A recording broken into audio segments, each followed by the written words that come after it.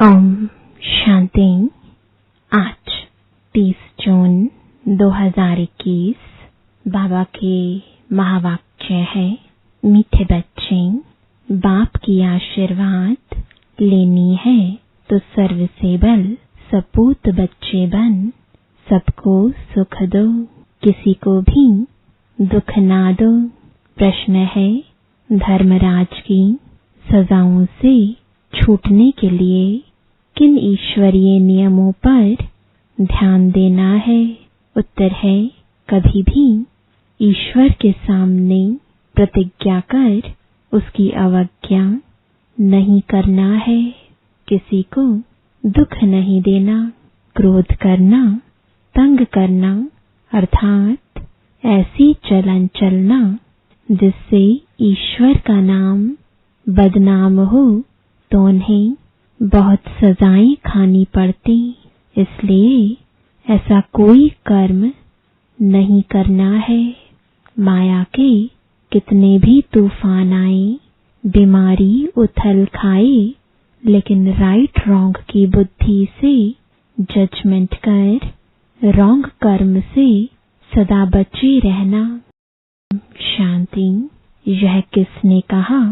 ओम शांति। बाप और दादा, यह तो बच्चों को जरूर निश्चय होगा कि हमारा पारलौकिक बाप है परम पिता परमात्मा शिव, और यह यानी ब्रह्मा सब बच्चों का अलौकिक बाप है।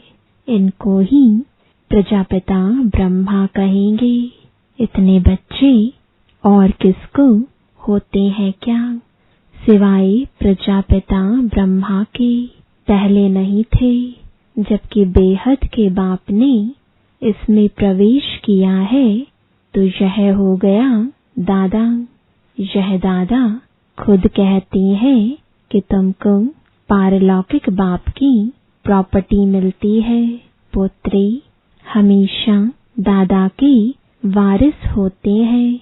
उनका बुद्धि योग दादे में जाता है, क्योंकि दादे की प्रॉपर्टी का हक मिलना है। जैसे राजाओं के पास जो बच्चे जन्म लेते रहेंगे, ऐसे ही कहेंगे बड़ों की प्रॉपर्टी है। बड़ों की प्रॉपर्टी पर उन्हों का हक है ही। तुम बच्चे जानते हो कि हम बेहद के बाप द्वारा बड़े से बड़ी प्रॉपर्टी स्वर्ग की बादशाही ले रहे हैं। हमको वह बाप पढ़ा रहे हैं। तुम अब सम्मुख बैठे हो।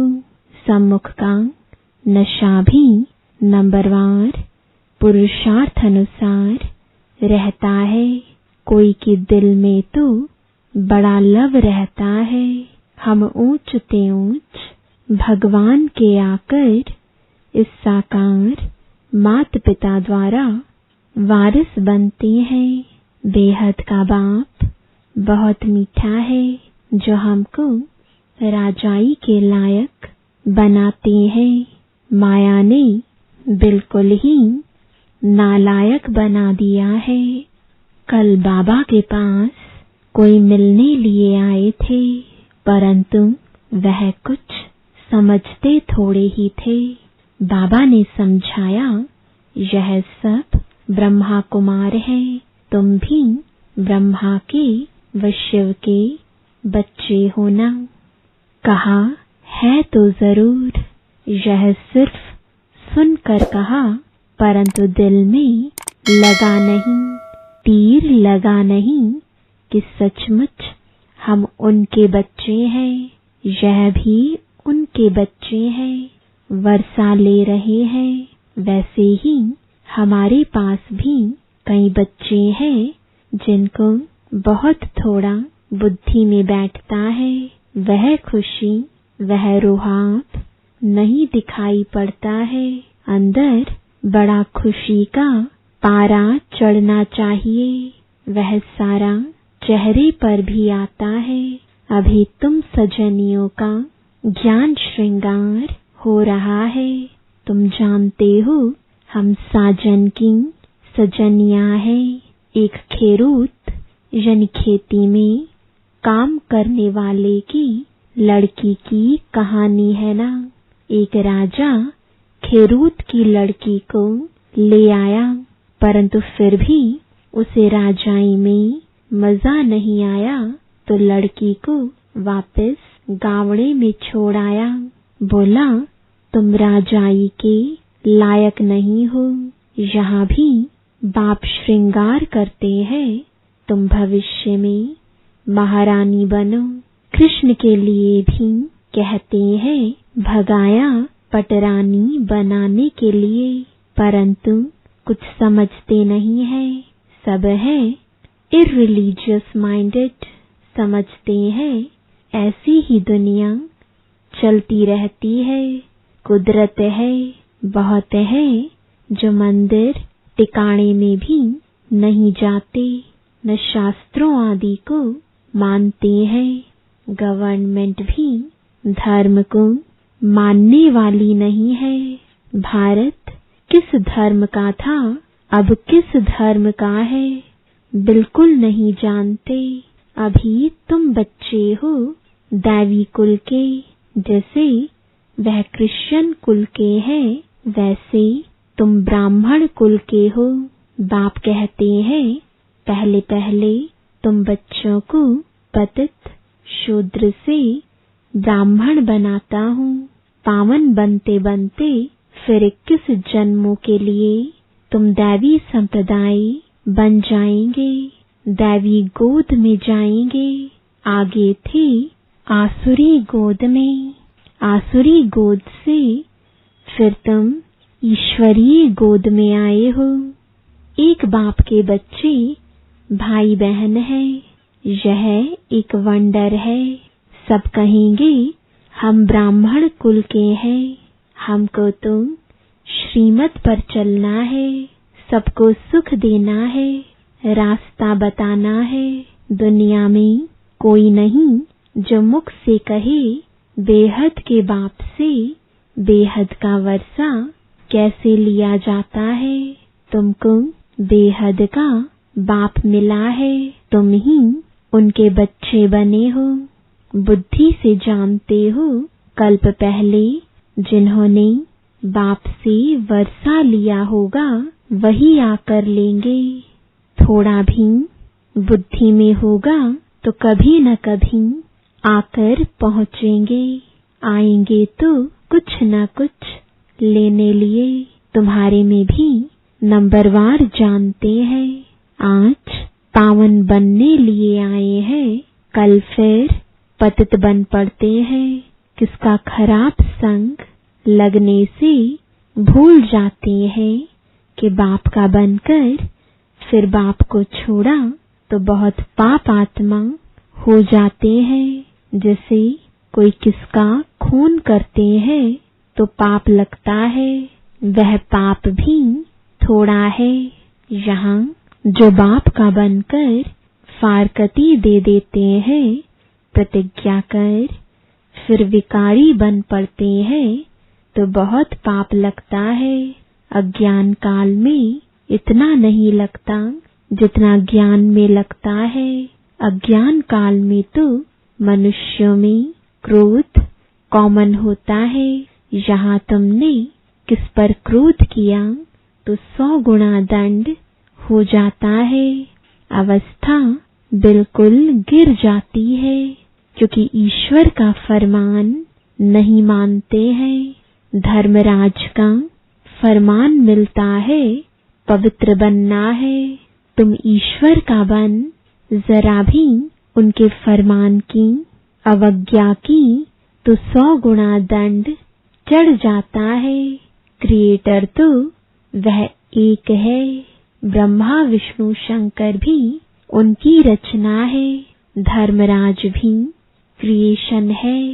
धर्मराज का रूप भी बाबा साक्षात्कार कराते हैं, फिर उस समय सिद्ध कर बतलाते हैं। देखो, तुमने प्रतिज्ञा की थी हम क्रोध नहीं करेंगे, किसको दुख नहीं देंगे, फिर भी तुमने इनको दुख दिया, तंग किया।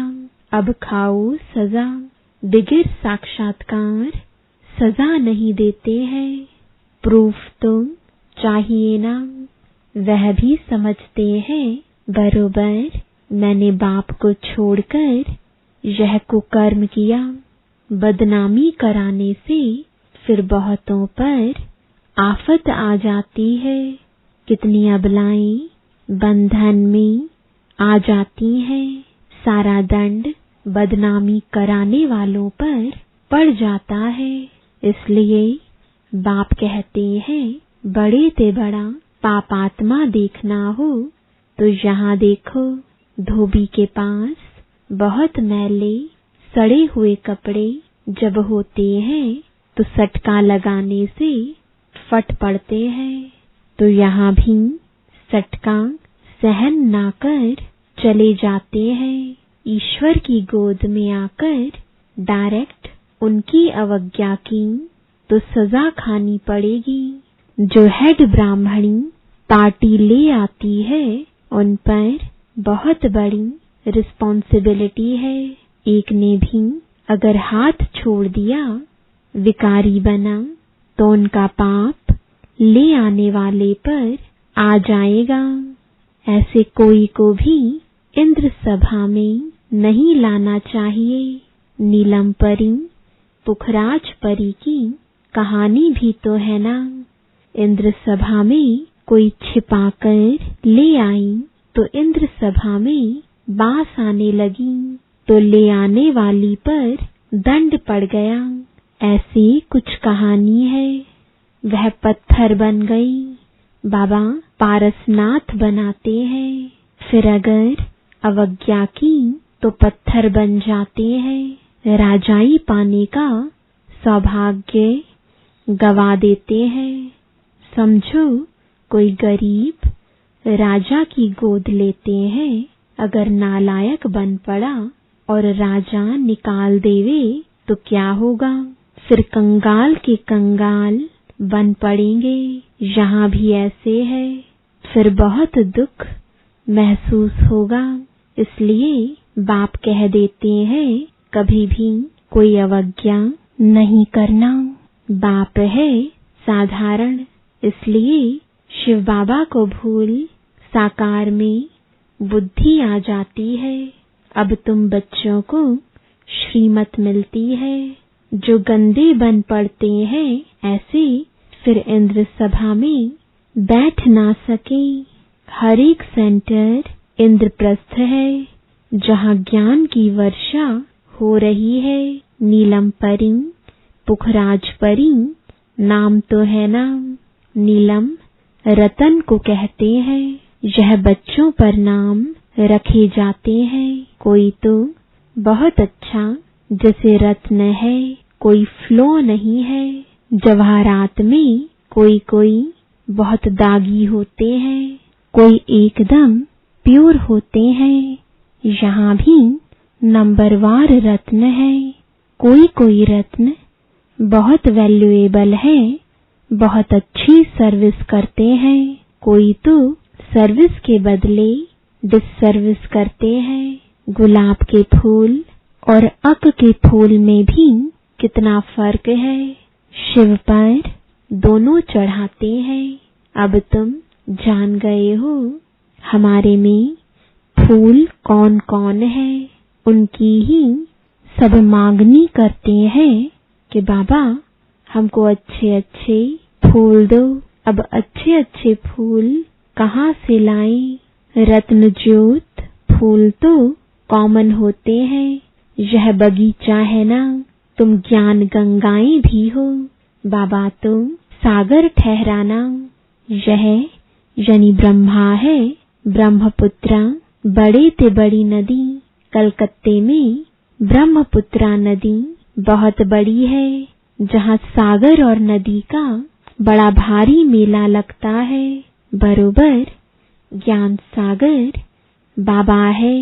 यह चैतन्य ज्ञान सागर है। तुम भी चैतन्य ज्ञान नदियां हो। वह तो है पानी की गंगाएं। वास्तव में नदियों पर नाम पड़ा है, परंतु आसुरी संप्रदाय यह भी भूल गए हैं। हरिद्वार में गंगा के किनारे पर चतुर्भुज का चित्र दिखाते हैं। उनको भी गंगा कहते हैं, परंतु मनुष्य समझते नहीं कि यह चतुर्भुज कौन है। बरोबर इस समय तुम स्वदर्शन चक्रधारी बनते हो। तुम हो सच्ची ज्ञान नदियां। वह है पानी की, वहां जाकर स्नान करते हैं, समझते कुछ भी नहीं, बस देवी है। मनुष्य को तो कभी 4-8 भुजा होती नहीं है, कुछ भी अर्थ नहीं समझते। तुम बच्चे जानते हो बाबा हमको क्या बनाते हैं। हम तुम 100% बेसमझ थे। बाबा की गोद लेने से हम स्वर्ग के मालिक बनते हैं। भले यहाँ कोई राजा हो, परंतु स्वर्ग के सुख और अभी के सुख में रात दिन का फर्क है।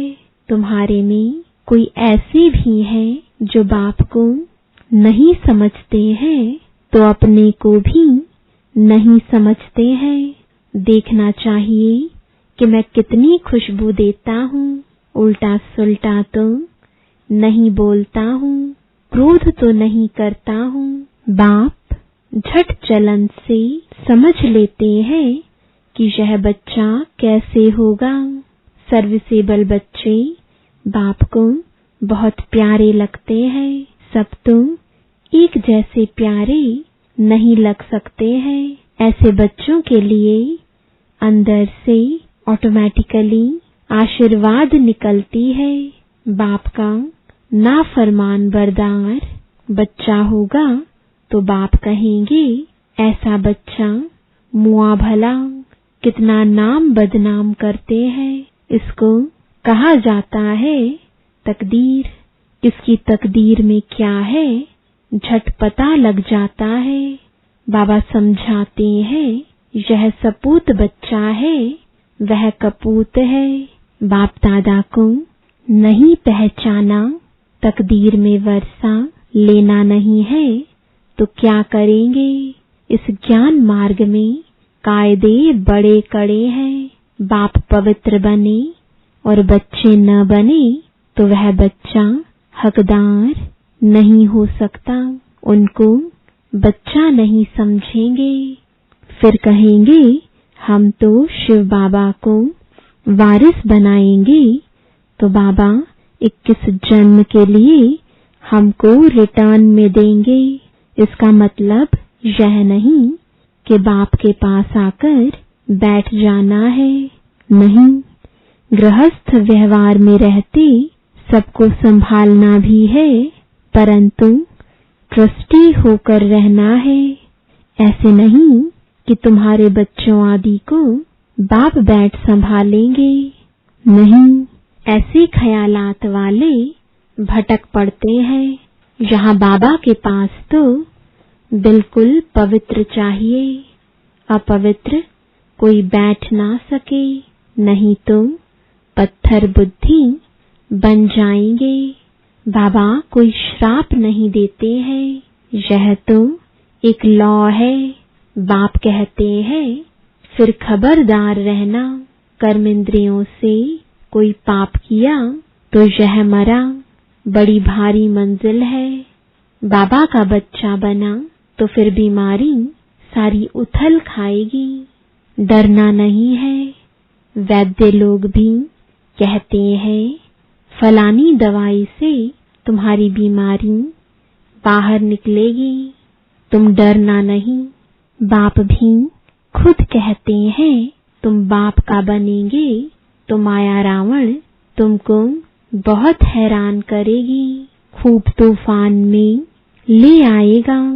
अभी तुमको रॉन्ग और राइट की बुद्धि मिली है और कोई को रॉन्ग राइट की बुद्धि नहीं है। सबकी है विनाशकाले विपरीत बुद्धि। प्रीत बुद्धि तुम्हारे में भी नंबरवार पुरुषार्थ अनुसार है। प्रीत बुद्धि वाले बाप की सर्विस बहुत अच्छी करेंगे। अच्छा, मीठे मीठे सिकिलदे बच्चों प्रति माता पिता बाप दादा का याद प्यार और गुड मॉर्निंग। रूहानी बाप की रूहानी बच्चों को नमस्ते। रूहानी बच्चों की रूहानी बाप दादा को गुड मॉर्निंग और नमस्ते। धारणा के लिए मुख्य सार है, पहला, ईश्वर का बच्चा बनकर जरा भी उनके फरमान की अवज्ञा नहीं करनी है। इन कर्म इंद्रियों से कोई भी कुकर्म नहीं करना है। उल्टे सुलटे बोल नहीं बोलने हैं। सपूत बन बाप की आशीर्वाद लेनी है। दूसरा, ट्रस्टी बनकर अपने गृहस्थ व्यवहार को संभालना है। ज्ञान मार्ग के जो कायदे हैं उन पर पूरा पूरा चलना है। राइट और रॉन्ग को समझकर माया से खबरदार रहना है। वरदान है, संपूर्ण स्टेज और स्टेटस की स्मृति से सदा ऊंच कर्तव्य करने वाले बाप समान भव। सदैव यह स्मृति में रहे कि मैं हर समय, हर सेकंड, हर कर्म करते हुए स्टेज पर हूँ। तो हर कर्म पर अटेंशन रहने से संपूर्ण स्टेज के नजदीक आ जाएंगे। साथ साथ वर्तमान और भविष्य स्टेटस की स्मृति रहने से हर कर्म श्रेष्ठ होगा। यही दो स्मृतियां बाप समान बना देंगी। समानता में आने से एक दो के मन के संकल्पों को सहज ही कैच कर लेंगे। इसके लिए सिर्फ संकल्पों पर कंट्रोलिंग पावर चाहिए। अपने संकल्पों की मिक्सचैरिटी ना हो। स्लोगन है, ईर्ष्या और अप्राप्ति का कारण इच्छाएं